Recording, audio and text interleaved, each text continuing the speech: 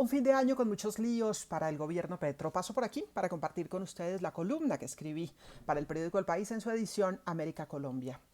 El gobierno del presidente Gustavo Petro enfrenta un cierre de año muy movido. Hay ruido en sus filas, cuestionamientos a varios funcionarios de primer nivel, dificultades de presupuesto y una agenda legislativa difícil de sacar adelante en medio de varias tormentas, aunque hay que decir que sacaron la reforma al Sistema General de Participaciones, dato de último momento que no quedó en la versión escrita de mi columna. Además, ya se habla de las renuncias de ministros y funcionarios claves con aspiraciones políticas que deben irse antes de quedar inhabilitados para las elecciones del 2026. Quedan unos meses, pero algunos podrían decidir su salida más temprano que tarde y eso también pues genera remesón.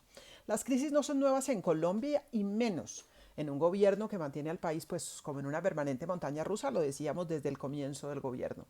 La situación más crítica la vive hoy el ministro de Hacienda, Ricardo Bonilla, quien a pesar de tener el respaldo del presidente quedó muy golpeado después de que el canal Caracol publicó la declaración de María Alejandra Benavides, quien fue una de sus asesoras.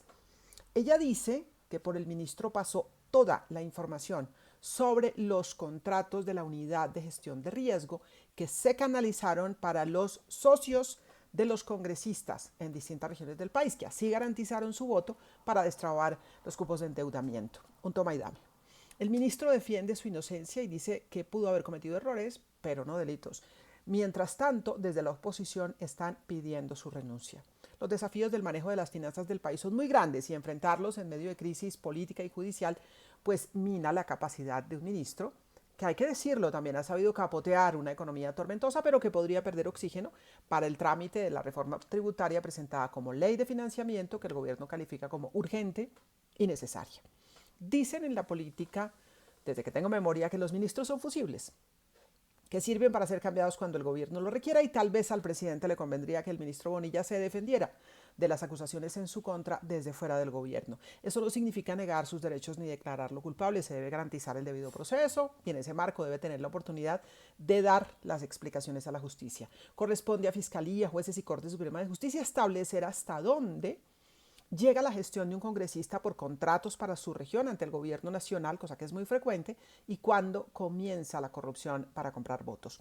Esa relación de clientelismo, mermelada, auxilios parlamentarios, cupos indicativos, o como se le quiera llamar, porque ha tenido varios nombres, tiene unas líneas delgadas que históricamente han facilitado la corrupción. No siempre se investiga ese intercambio, ese toma y dame de la política, pero es sabido que en todos los gobiernos se ha usado la contratación como moneda de cambio para asegurarse votos en el Congreso.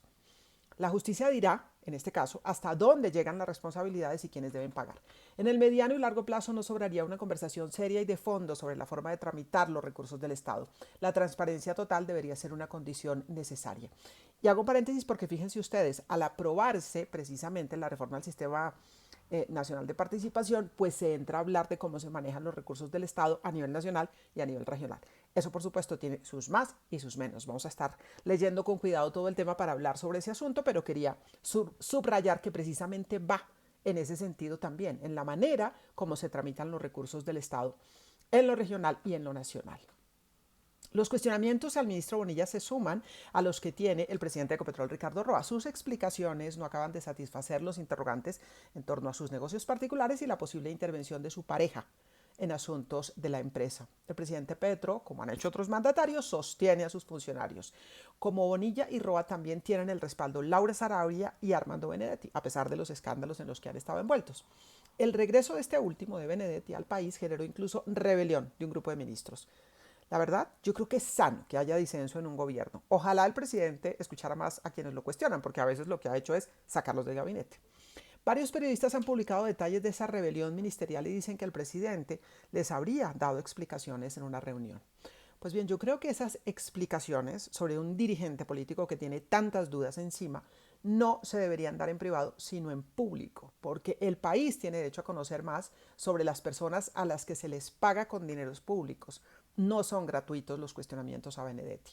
La lista de líos en el cierre de año es muy larga. Basta mencionar la crisis en La Paz Total, en particular en la mesa con el ELN, la llegada de indígenas a Bogotá, las protestas en el Cauca, las dificultades en el ICETEX y los problemas de presupuesto, por lo que no se recaudó y también, tremenda paradoja, por lo que no se ha ejecutado. Es decir, falta plata, pero lo que hay no se gasta.